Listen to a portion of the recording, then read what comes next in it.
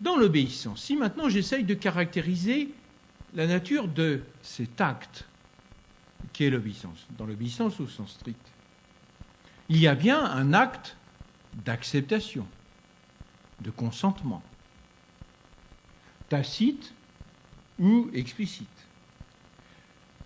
Je consens à ce que mon action procède du jugement et de la volonté d'un autre.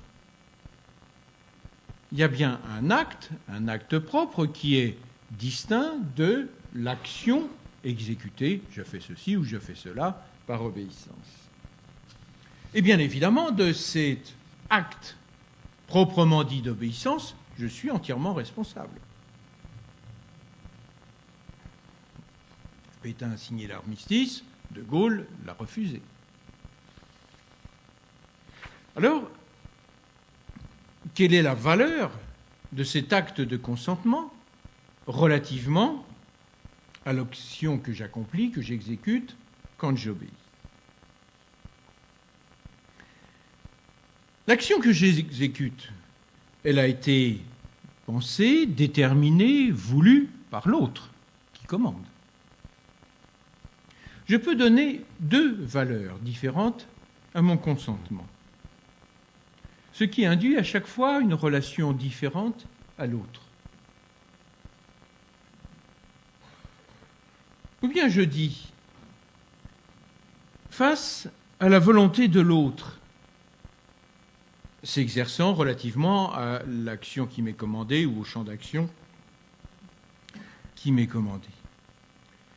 Donc face à la volonté de l'autre, ou bien je dis je m'abstiens. C'est-à-dire ce champ d'action est dominé, occupé par la volonté de l'autre et je suspends ma propre volonté relativement à ce domaine. Bon, grosso modo, c'est le cas de l'enfant qui file doux. Il s'abstient, c'est peut-être un peu dangereux. Où je dis, non, l'acte de consentement, c'est beaucoup plus que cela. Non seulement je consens, mais d'une certaine façon, acceptant, je coopère. Acceptant, je collabore.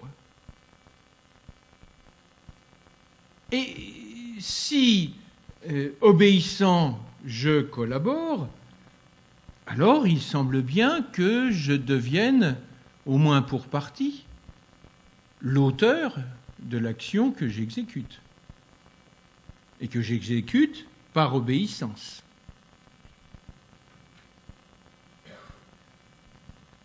Il y a toutefois une difficulté dans cette analyse que je fais. J'avais commencé par dire que l'acte d'obéissance instaure un rapport d'inégalité puisqu'il y a celui qui obéit et celui qui commande. Si je collabore dans une situation d'obéissance, ma volonté n'est pas sur le même pied que la volonté de celui qui commande. Nos deux volontés ne sont pas sur un pied d'égalité. Donc le cas est différent où plusieurs volontés collaborent en vue de la réalisation d'une même fin, mais ces volontés étant par ailleurs sur un pied d'égalité. Dans le cas de l'obéissance, si ma volonté est engagée, et donc si je deviens l'auteur en plus d'être l'acteur, si ma volonté est engagée, cela signifie que ma volonté se subordonne à la volonté de l'autre. Question, est-ce qu'une volonté peut se subordonner à la volonté d'un autre? J'imagine que vous avez tous lu le contrat social ou que vous avez quelques souvenirs de ce texte de Rousseau. Je pourrais chercher une solution dans le jugement. L'autre à qui j'obéis peut justifier sa volonté de me voir accomplir l'action, et il peut justifier sa volonté en déclarant ses raisons. Et moi-même, je puis entrer dans ces raisons. Les accepter, les refuser, les discuter, mais je puis entrer dans ces raisons. Par exemple, je pense que la réduction du nombre des morts sur les routes est une bonne chose, et je considère que les radars sont un moyen parmi d'autres, mais un moyen utile pour obtenir ce résultat. Et donc, tout obéissant que je sois, je suis capable de raison. Avantage, dans cette rencontre entre mon jugement, ma raison, et le jugement de l'autre et la raison de l'autre, de celui qui commande, à aucun moment je ne renonce à ma raison. Je ne renonce à ma raison. Et si je suis en désaccord, bien sûr, l'autre, étant en position de supériorité, peut me contraindre à me soumettre, mais je garderai en mon fort intérieur ma propre opinion. Donc, ce n'est pas un scoop.